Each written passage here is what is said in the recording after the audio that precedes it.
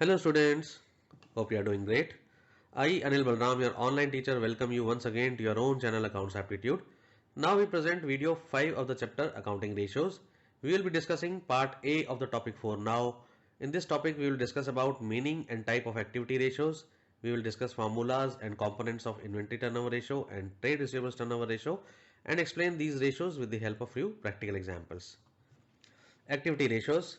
What is the meaning of activity ratio, students? Activity ratios measures the efficiency or effectiveness with which an organization manages its resources. Students, activity ratios ये measure करती हैं कि एक organization कितनी efficiency और effectiveness के साथ अपने resources को manage कर रही है. These ratios are also called turnover ratios because they indicate the speed at which assets are converted or turned over in revenue from operations. Students, activity ratios को turnover ratios भी कहा जाता है क्योंकि ये इंडिकेट करती हैं कि किस स्पीड से एसेट्स को रेवेन्यू फ्रॉम ऑपरेशंस या सेल्स में कन्वर्ट किया जा रहा है. Higher turnover ratios means better utilisation of assets and signifies improved efficiency and profitability. Higher turnover का मतलब है कि एसेट्स अच्छी तरह से यूटिलाइज की जा रही हैं और यह संकेत दे रही हैं कि ऑर्गेनाइजेशन की एफिशिएंसी और प्रॉफिटेबिलिटी इंप्रूव हो रही है. These ratios are expressed as times and should always be more than one. These ratios are also known as turnover or efficiency ratios. Students, activity ratios को times यानी गुणा में express किया जाता है और यह रेशियो हमेशा एक से ज्यादा होनी चाहिए. एक्टिविटी रेशियोज को टर्नओवर रेशियोज या एफिशिएंसी रेशियोज भी कहा जाता है. टाइप्स कितने टाइप की होती हैं स्टूडेंट्स एक्टिविटी रेशियो? ये 4 प्रकार की होती हैं. Inventory turnover ratio, trade receivables turnover ratio, trade payables turnover ratio और working capital turnover ratio.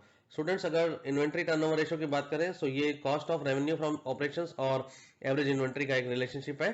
Trade receivables turnover ratio की बात करें तो ये cost of revenue from operations और एवरेज ट्रेड रिसीवेबल्स का एक रिलेशनशिप है.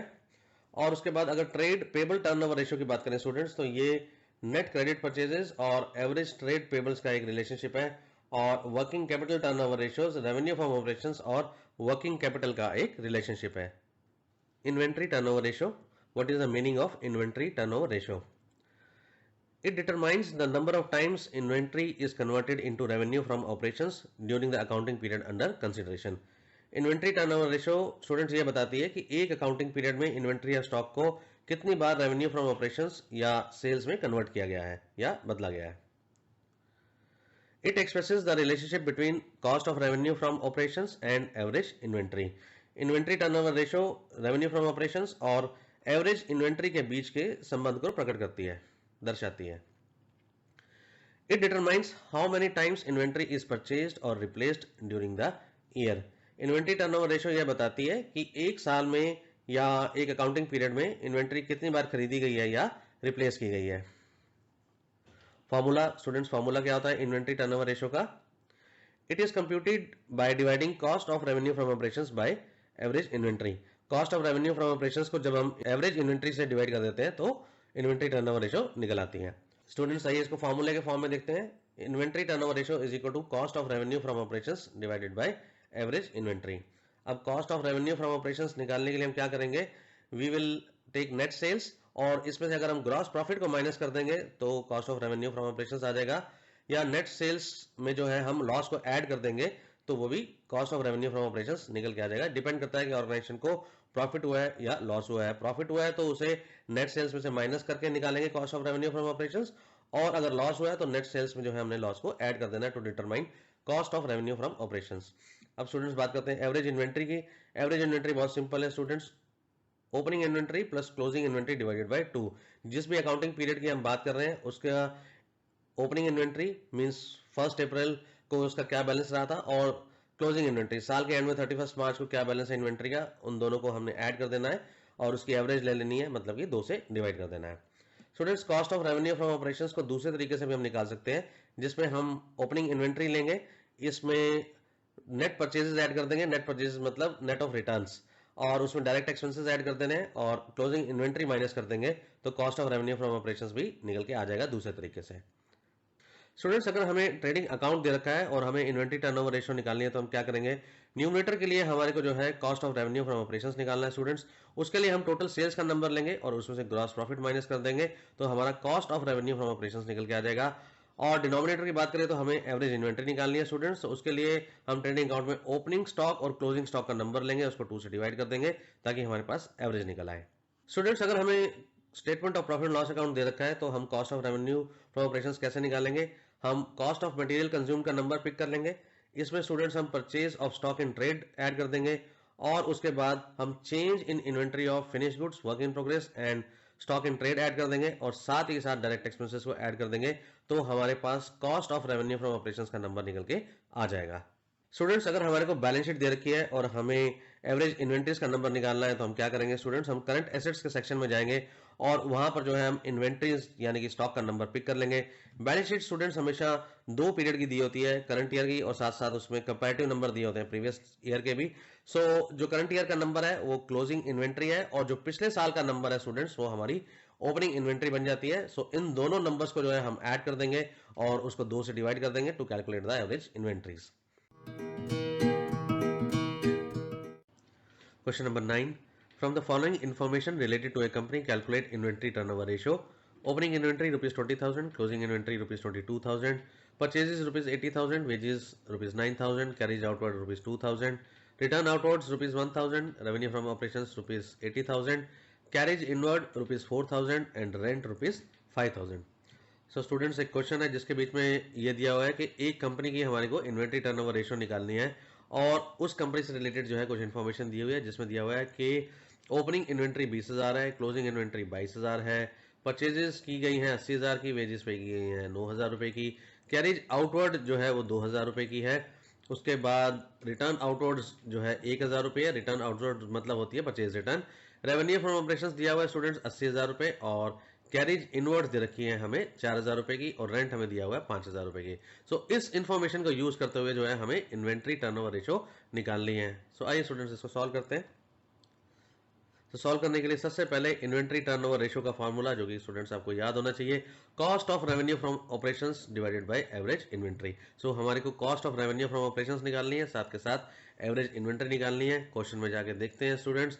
Cost of revenue from operations निकालने का सिंपल फॉर्मूला ये होता है कि रेवेन्यू फ्रॉम ऑपरेशंस में से जो है हम ग्रॉस प्रॉफिट को माइनस कर दें। रेवेन्यू फ्रॉम ऑपरेशंस तो क्वेश्चन में दिया हुआ है लेकिन ग्रॉस प्रॉफिट की इन्फॉर्मेशन हमें कहीं नहीं दी हुई है। सो इसको हम दूसरे तरीके से निकालेंगे जिसमें हम opening inventory minus closing inventory और plus direct expenses plus purchases को यूज करके हम निकालेंगे। एवरेज इन्वेंट्री निकल जाएगी बिकॉज हमारे को ओपनिंग इन्वेंट्री और क्लोजिंग इन्वेंट्री का नंबर दिया हुआ है। सो आइए एक एक करके स्टूडेंट्स ये इन्फॉर्मेशन निकालते हैं न्यूमरेटर और डिनोमिनेटर की और उसको हम अपने फॉर्मूले में प्लॉट करते हैं। Cost of revenue from operations हम जो है opening inventory plus net purchases plus direct expenses minus closing inventory के फॉर्मूले से निकालेंगे क्योंकि हमारे पास ग्रॉस प्रॉफिट का नंबर नहीं दिया हुआ।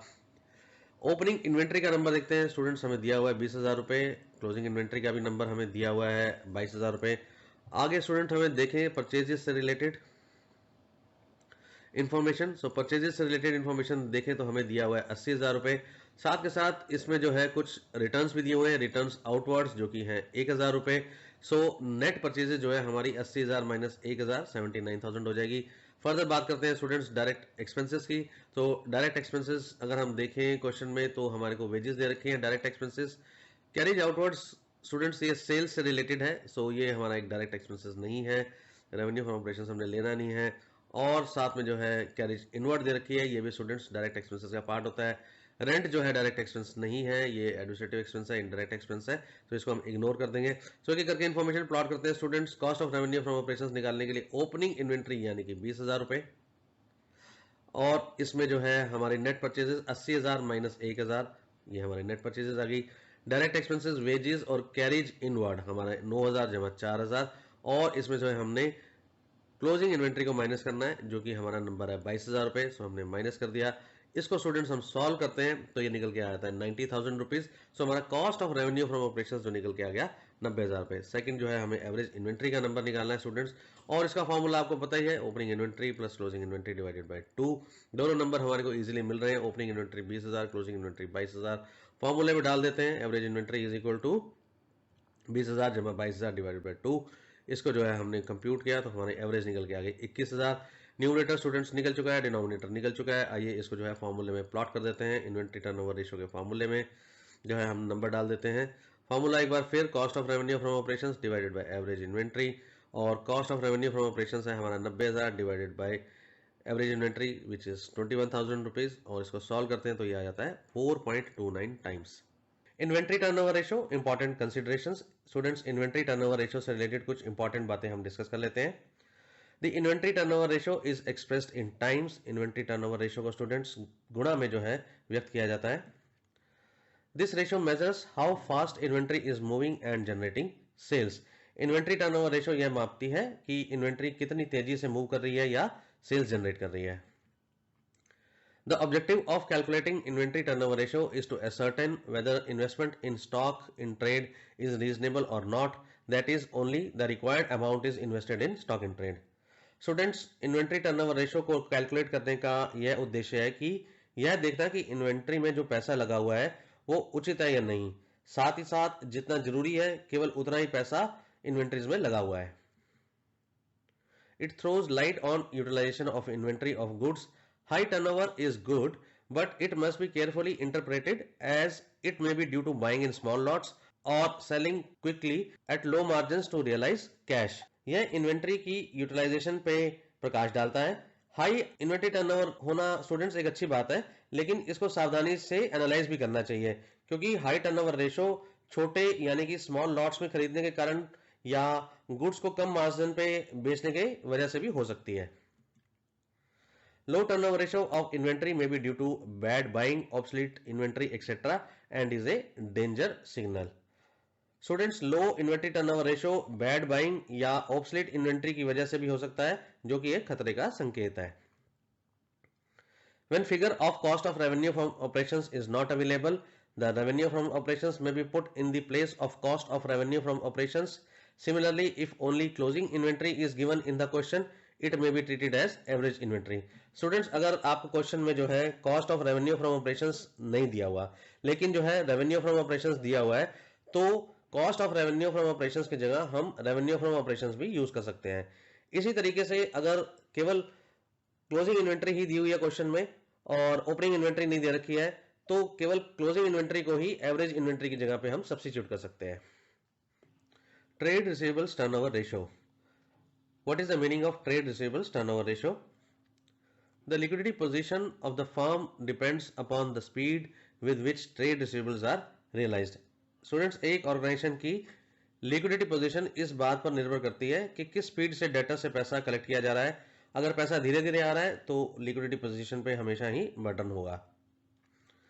This ratio indicates the number of times the receivables are turned over and converted into cash in an accounting period. Trade receivables turnover ratio यह इंडिकेट करता है स्टूडेंट्स कि एक अकाउंटिंग ईयर में डेटर्स को कितनी बार कैश में कन्वर्ट किया गया है या टर्न ओवर किया गया है। It expresses the relationship between credit revenue from operations and trade receivables. Trade receivables turnover ratio credit sales और ट्रेड रिसीवेबल्स के बीच के संबंध को प्रकट करता है। स्टूडेंट्स, क्या फॉर्मूला है इसको कैलकुलेट करने का? It is computed by dividing credit revenue from operations bye average trade receivables. इसको कैलकुलेट करने के लिए हमने क्या करना है? क्रेडिट रेवेन्यू फ्रॉम ऑपरेशंस यानी कि क्रेडिट सेल्स को लेना है और उसको एवरेज ट्रेड रिसीवेबल से डिवाइड कर देना है। फॉर्मूले के फॉर्म में देखें ट्रेड रिसीवेबल्स टर्नओवर रेशियो, तो क्रेडिट रेवेन्यू फ्रॉम ऑपरेशंस हमारा न्यूमरेटर है और एवरेज ट्रेड रिसीवेबल्स जो है हमारा डिनोमिनेटर बन जाता है। अब स्टूडेंट्स देखते हैं कि क्रेडिट रेवेन्यू फ्रॉम ऑपरेशंस क्या है। Credit revenue from operations is equal to total revenue from operations minus cash revenue from operations. So students, क्या होता है, जब भी ऑर्गेनाइजेशन की जो सेल्स होती है, कंपनी की सेल होती है, तो वो कंपनी जो है क्रेडिट पे भी सेल्स करती है और कैश पे भी सेल्स करती है, और कैश और क्रेडिट सेल्स को मिला के जो है टोटल सेल्स होती है या टोटल रेवेन्यू फ्रॉम ऑपरेशंस होती है। सो अगर हमारे को केवल क्रेडिट सेल्स निकालनी है तो हम क्या करेंगे? टोटल सेल्स में से कैश सेल्स को माइनस कर देंगे। सो इसी तरीके से देखिए फार्मूले में क्रेडिट रेवेन्यू फ्रॉम ऑपरेशंस निकालने के लिए हमने क्या करना है? टोटल रेवेन्यू फ्रॉम ऑपरेशंस लेने हैं और उसमें से कैश रेवेन्यू फ्रॉम ऑपरेशंस जो है हमने माइनस कर देना है। आगे बढ़ते हैं। एवरेज ट्रेड रिसीवेबल्स, स्टूडेंट्स ये सिंपल है, हमने ओपनिंग ट्रेड रिसीवेबल्स को लेना है और क्लोजिंग ट्रेड रिसीवेबल्स को लेना है और उसको 2 से डिवाइड कर देना है ताकि हमारे पास ट्रेड रिसीवेबल्स की एवरेज निकल के आ जाए। Trade receivables is equal to debtors plus bills receivables. Students ये तो आपको पता ही है, ट्रेड रिसीवेबल्स जो है वो डेटर्स और बिल्स रिसीवेबल्स दोनों को जो ऐड करते हैं तो वो ट्रेड रिसीवेबल्स होते हैं। एक और इंपॉर्टेंट बात है, provision for doubtful debts is not deducted. अगर कंपनी ने जो है कुछ प्रोविजन का रखा है फॉर डाउटफुल डेट्स, तो वो जो है हमने माइनस नहीं करना, हमने ग्रॉस ट्रेड रिसीवेबल्स ही पिक करने हैं फॉर दिस पर्पस। स्टूडेंट्स, अगर हमें statement of profit and loss account दिया हुआ है और हमारे को जो है क्रेडिट रेवेन्यू फ्रॉम ऑपरेशंस निकालना है, तो हम कैसे निकालेंगे? हम रेवेन्यू फ्रॉम ऑपरेशंस का नंबर पिक करेंगे students statement of profit and loss में से, और इसमें से जो है हमने क्या करना है, cash revenue from operations minus कर देना है, तो हमारे पास क्रेडिट रेवेन्यू फ्रॉम ऑपरेशंस या क्रेडिट सेल्स निकल के आ जाएगी। स्टूडेंट्स, हमारे को एवरेज ट्रेड रिसीवेबल्स निकालने के लिए क्या करना है, हम बैलेंस शीट के बीच में जाएंगे, करंट एसेट्स के सेक्शन में जाएंगे और वहां पे हमने ट्रेड रिसीवेबल्स का जो है नंबर हमने पिक कर लेना है। स्टूडेंट्स, बैलेंस शीट हमेशा 2 पीरियड की होती है, आपको पता ही है, उसमें करंट ईयर के नंबर और साथ के साथ कंपैरेटिव नंबर दिए होते हैं प्रीवियस ईयर के। तो हमने क्या करना है, करंट ईयर का जो नंबर है वो हमारा क्लोजिंग नंबर हो जाता है और जो प्रीवियस ईयर का जो नंबर है वो हमारा ओपनिंग ट्रेड रिसीवेबल हो जाएगा। इन दोनों को ऐड कर देना है और उसकी एवरेज निकाल लेनी है, तो हमारे पास एवरेज ट्रेड रिसीवेबल्स का नंबर निकल के आ जाएगा। Question number 10, calculate the trade receivables turnover ratio from the following information. Total revenue from operations rupees 4 lakhs, cash revenue from operations 20% of total revenue from operations, trade receivables as at 1st April 22 40,000 rupees, trade receivables at 31st March 23 1,20,000 rupees। Students, हमें trade receivables turnover ratio निकालनी है और उसके लिए हमारे को information दी हुई है। टोटल रेवेन्यू फ्रॉम ऑपरेशंस दिया हुआ है 4 लाख रुपए, साथ में इन्फॉर्मेशन दी रखी है कि कैश रेवेन्यू फ्रॉम ऑपरेशंस जो है वो है 20% of total revenue from operations. So total revenue from operations जो स्टूडेंट्स होता है वो क्रेडिट रेवेन्यू और कैश रेवेन्यू दोनों का एग्रीगेट होता है, और इन्फॉर्मेशन दी हुई है कि कैश रेवेन्यू फ्रॉम ऑपरेशंस 20% है, यानी कि क्रेडिट रेवेन्यू हो गया 80%। सो हम 4 लाख का 80% निकाल लेंगे तो क्रेडिट रेवेन्यू फ्रॉम ऑपरेशंस आ जाएगा 3,20,000 रुपए। उसके बाद हमारे पास ट्रेड रिसीवेबल्स का ओपनिंग का नंबर दिया हुआ है 40,000 और क्लोजिंग का नंबर दिया हुआ है 1,20,000 रुपए। इन दोनों को एवरेज लेके जो है हमारे पास एवरेज ट्रेड रिसीवेबल्स का नंबर निकल के आ जाएगा। सो आइए कैलकुलेट करते हैं हमारी ट्रेड रिसीवेबल्स टर्नओवर रेशियो, जिसका फॉर्मूला स्टूडेंट्स हमारा credit revenue from operations divided by average trade receivables. So एक एक करके कैलकुलेट करते हैं, पहले न्यूमरेटर और फिर उसके बाद डिनोमिनेटर। सो हमारा क्रेडिट रेवेन्यू फ्रॉम ऑपरेशंस क्या होता है स्टूडेंट्स, हमारा टोटल रेवेन्यू फ्रॉम ऑपरेशंस में से हम cash revenue from operations minus कर देंगे, तो हमारा जो है क्रेडिट रेवेन्यू फ्रॉम ऑपरेशंस निकल के आ जाएगा।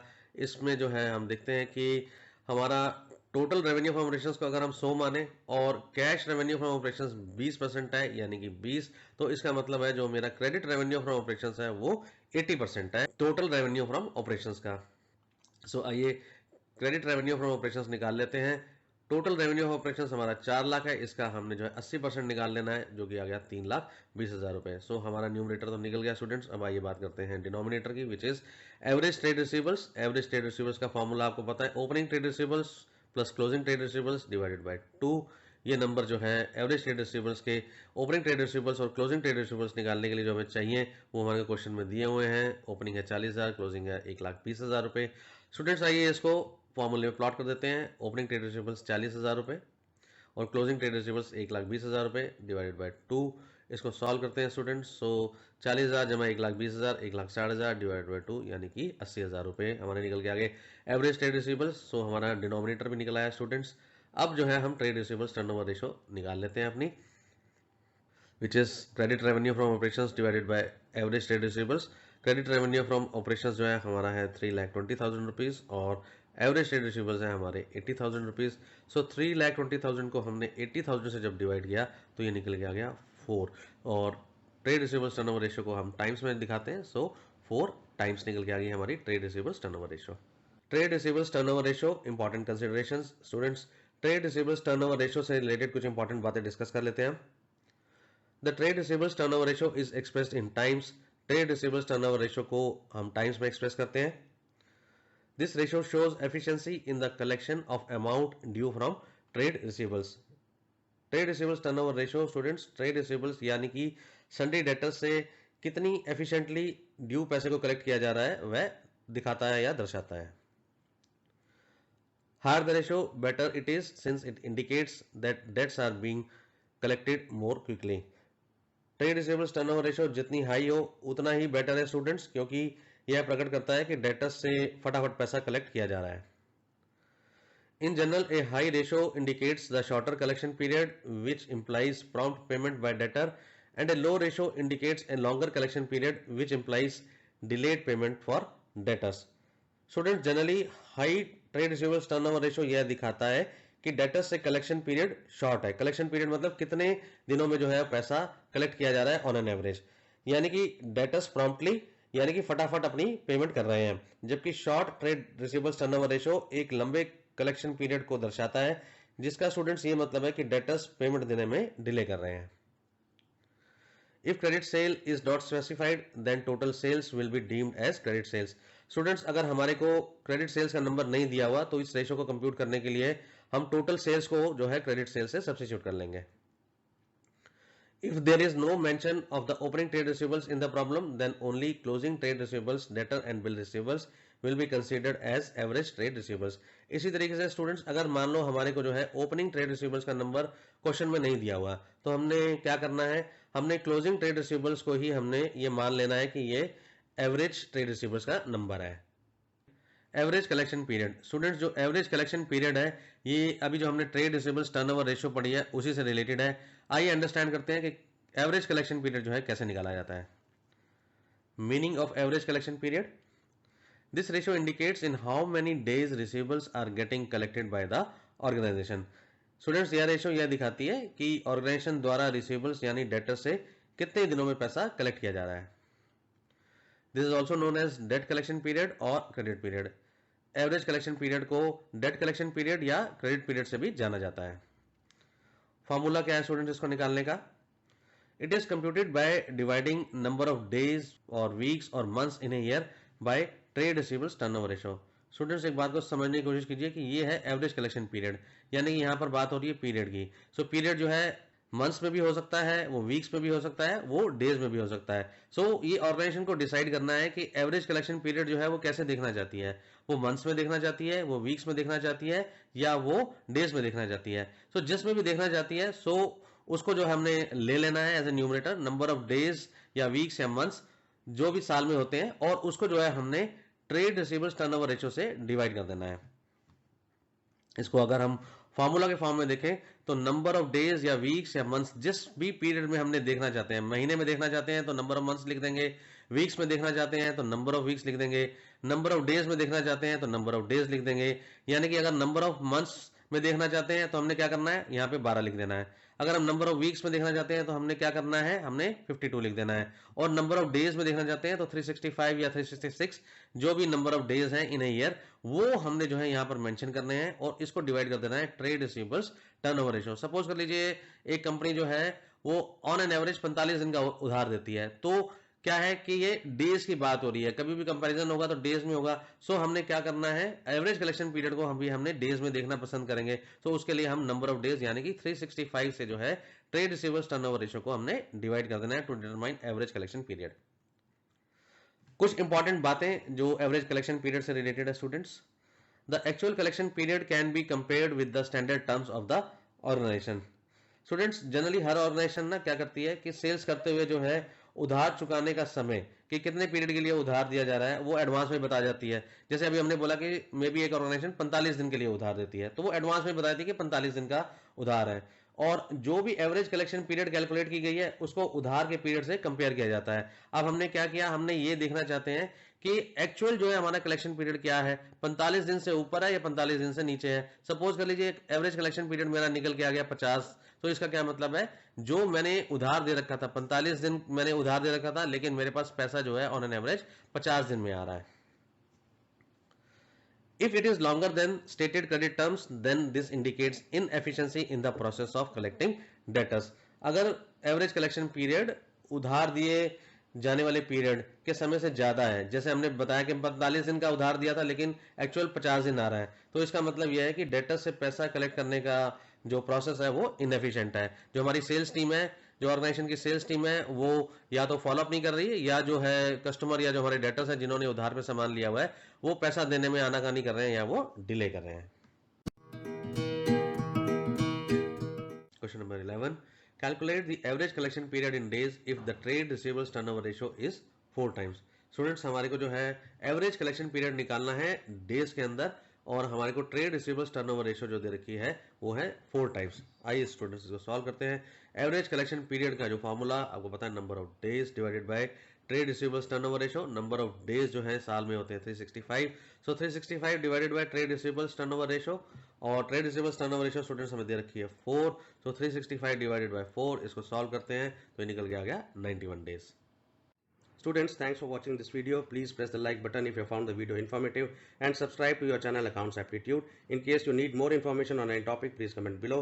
Further, we request you to share this video with your friends so that they can also enhance their knowledge watching this video. Please do visit our website www.accountsaptitude.com to get study notes, past year questions and solutions. You can also email us at info@accountsaptitude.com. Take care and goodbye.